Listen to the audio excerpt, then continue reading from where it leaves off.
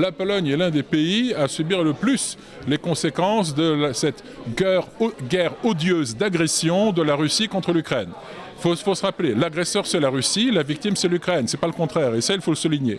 Et le meilleur élément pour retrouver la paix, c'est que la Russie quitte le territoire qu'elle a occupé et qu'elle se contente de son propre territoire qui est déjà suffisamment grand. La Russie doit libérer le territoire de l'Ukraine, ça c'est le premier pas. Et pour le bien de tous, la Pologne n'a aucun intérêt, ni d'ailleurs aucun pays, je pense, ni d'ailleurs la Russie elle-même, à continuer la guerre. Donc bien évidemment, nous voulons que cette guerre cesse, puisqu'elle affecte d'une manière importante nos économies. Peut-être pas la production en tant que telle. La Pologne n'est pas bombardée les bombes ne tombent pas en Pologne, je vais dire comme ça. Donc notre économie continue de fonctionner. Mais bien évidemment, l'existence de cette guerre nuit gravement au développement de notre économie. Donc nous voudrions que cette guerre cesse effectivement. Chaque initiative qui va dans cette direction, bien évidemment, est une bonne initiative, aussi parce qu'elle permet une prise de conscience.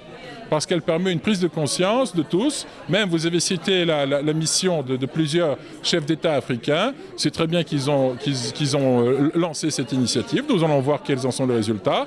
Mais le premier élément, je pense que déjà, au demeurant, on peut mettre en évidence, c'est justement que ces personnalités se sont rendues, je dirais, dans les capitales respectives, dans les pays respectifs plutôt.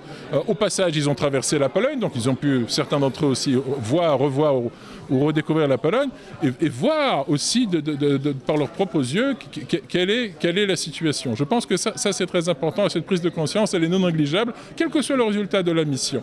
Bien évidemment, le but c'est que la guerre cesse et la guerre elle a commencé par une agression russe contre l'Ukraine et c'est cette agression qui doit se terminer et ensuite dès que le territoire sera libéré, que l'Ukraine va retrouver son indépendance, on pourra discuter. Je pense que l'indépendance et la liberté c'est la pierre angulaire de toutes les politiques. La Pologne, le Sénégal, l'Ukraine, tous, nous voulons être souverains dans nos pays.